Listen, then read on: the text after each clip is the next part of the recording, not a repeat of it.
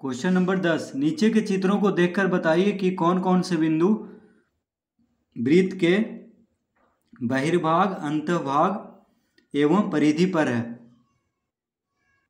तो देखिए यहाँ पे चित्र को देख करके बताना है कि कौन कौन से बिंदु वृत्त के, पहला में देखिए ए में कह रहा है बहिर्भाग, यानी बहिर्भाग मतलब बाहर, वृत्त के बाहर को बहिर्भाग कहेंगे तो डी ई है।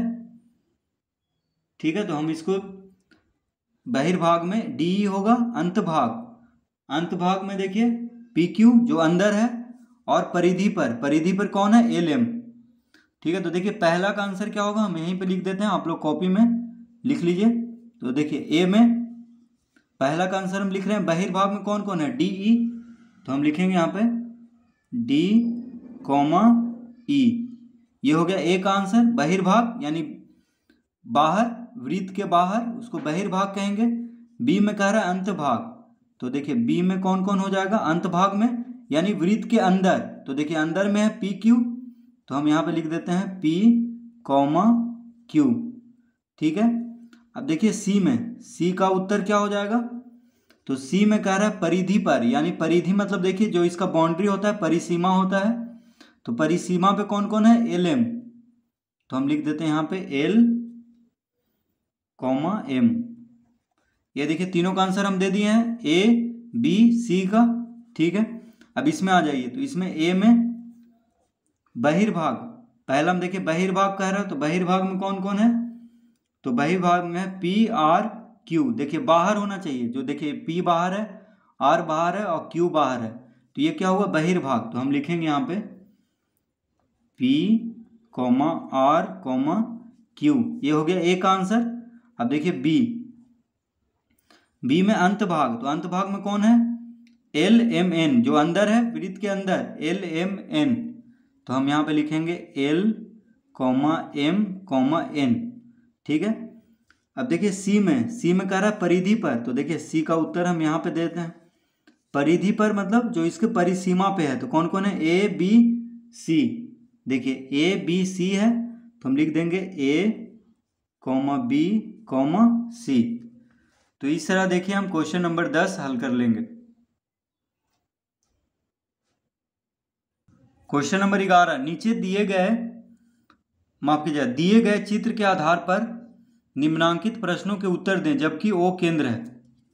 देखिए यहाँ पे दिए गए चित्र के आधार पर, चित्र यहाँ पे दिया हुआ है, ओ केंद्र है जिसमें, देखिए ओ केंद्र है इस वृत्त का मध्य में, तो पहला हम पूछ रहा है ओ ए वृत्त का क्या है, ओ ए, देखिए ओ ए, ओ ए क्या है, तो ओ ए देखिए त्रिज्या है, मध्य बिंदु से परिधि तक की दूरी को क्या कहते हैं, त्रिज्या। देखिए यहां से लेके परिधि में जाके छू रहा है मध्य बिंदु से, तो ये क्या हुआ, ओ ए हो गया त्रिज्या, देखिए ओ ए क्या हो गया, त्रिज्या। तो ओ ए वृत्त का क्या है, हम लिखेंगे यहाँ पे देखिए त्रिज्या। पहला का आंसर क्या देंगे हम, तो पहला का आंसर दे देंगे हम त्रिज्या। ठीक है, ये हो गया देखिए पहला का आंसर। दूसरा, बीसी वृत्त का क्या है, देखिए बी सी यानी त्रिज्या का दुगना, क्या कहते हैं इसको व्यास कहते हैं, जो मध्य केंद्र से गुजरे और परिधि पे देखिए दोनों ओर टच करे। ठीक है, तो इसको क्या कहते हैं हम, व्यास। व्यास क्या होता है, त्रिज्या का दुगना, तो हम यहां पे लिखेंगे व्यास।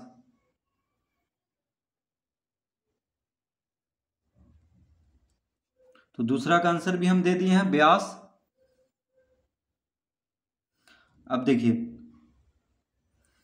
छायांकित भाग सी डी क्यू वृत्त का क्या है, देखिए सी डी क्यू, तो सी डी क्यू को क्या बोलते हैं, तो देखिए उसके पहले हमको यह समझना होगा वृत्त का खंड, वृत्त के प्रतीक जीवा वृत्त के दो भागों में विभाजित करती है। देखिए जीवा जो कहीं भी देखिए दो बिंदु को टच करता है परिधि पे, ठीक है, यानी दो बिंदुओं को जो छूता है उसको क्या कहते हैं, जीवा। परिधि पे अगर दो बिंदु को देखिए यहाँ भी छू रहा है तो उसको जीवा कहेंगे। ठीक है, कहीं भी अगर खींच दें, मान लीजिए यहाँ से यहाँ खींच दें तो ये जीवा हो गया। देखिए यहाँ से यहाँ अगर खींच दें तो ये भी जीवा हो गया, कहीं भी खींच देंगे तो जीवा हो जाएगा वृत्त के अंदर। तो वृत्त के चाप और इसके संगत जीवा से परिबद्ध क्षेत्र को वृत्त का खंड कहते हैं। अब देखिए ये जो यहाँ से यहाँ तक छुआ है, ठीक है, ये जीवा, ये दो भाग में बांट दिया है। एक देखिए इधर वाला भाग हो गया, एक इधर वाला भाग, दो भाग में बांट दिया इस वृत्त को। तो एक लघु खंड हो गया, एक दीर्घ खंड हो गया। देखिए जो छोटा भाग है वो लघु खंड हुआ, देखिए यहाँ पे लिखा हुआ है, और जो बड़ा भाग हुआ वो दीर्घ खंड। ठीक है, और देखिए व्यास क्या करता है, अर्धवृत्त में बांट देता है दोनों ओर बराबर बराबर, तो इसको अर्धवृत्त कहेंगे। ठीक है, तो लघु खंड और दीर्घ खंड। जीवा क्या करता है, वृत्त को दो भाग में बांट देता है, एक हो गया लघु खंड जो छोटा वाला भाग है, एक हो गया दीर्घ खंड जो बड़ा वाला भाग है।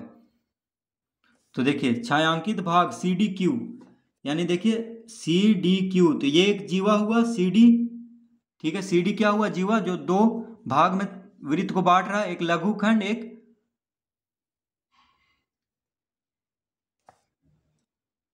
एक लघु खंड, यानी जो छोटा भाग है। देखिए इतना सी डी क्यू यानी जो छायांकित भाग है इसको लघु खंड कहेंगे, इसको दीर्घ खंड कहेंगे जो बच गया पूरा। तो यहाँ पे सी डी क्यू वृत्त का क्या है, तो हम लिखेंगे लघु वृत्त खंड यानी लघु खंड। तो देखिए हम यहीं पे लिख देते हैं लघु वृत्त खंड।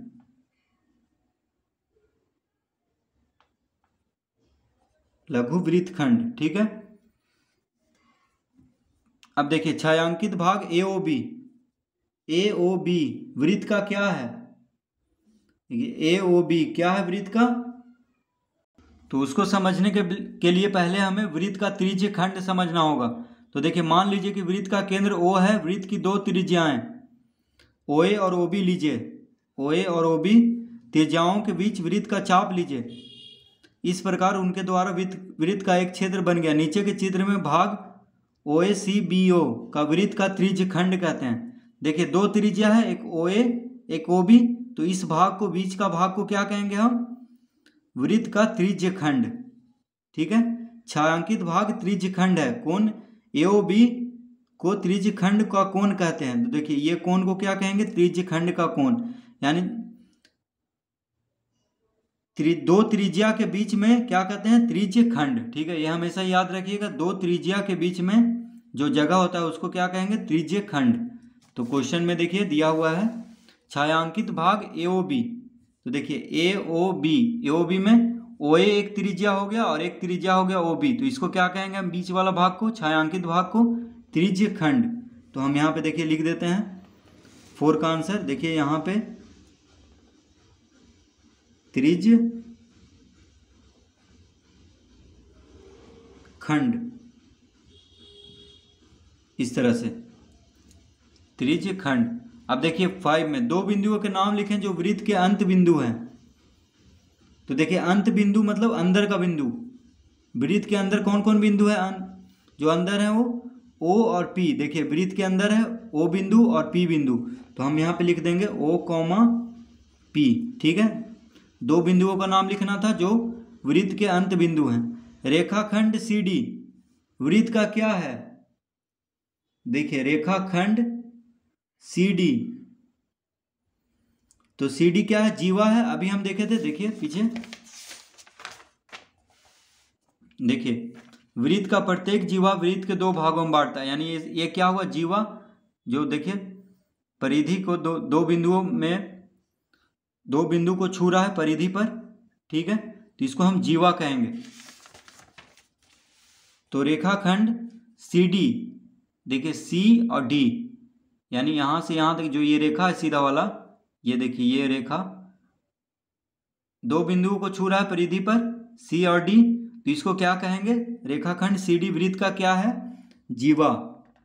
तो हम यहाँ पे लिख देंगे जीवा। तो इस तरह से हम देखिए इसको हल कर लेंगे। Question number 11।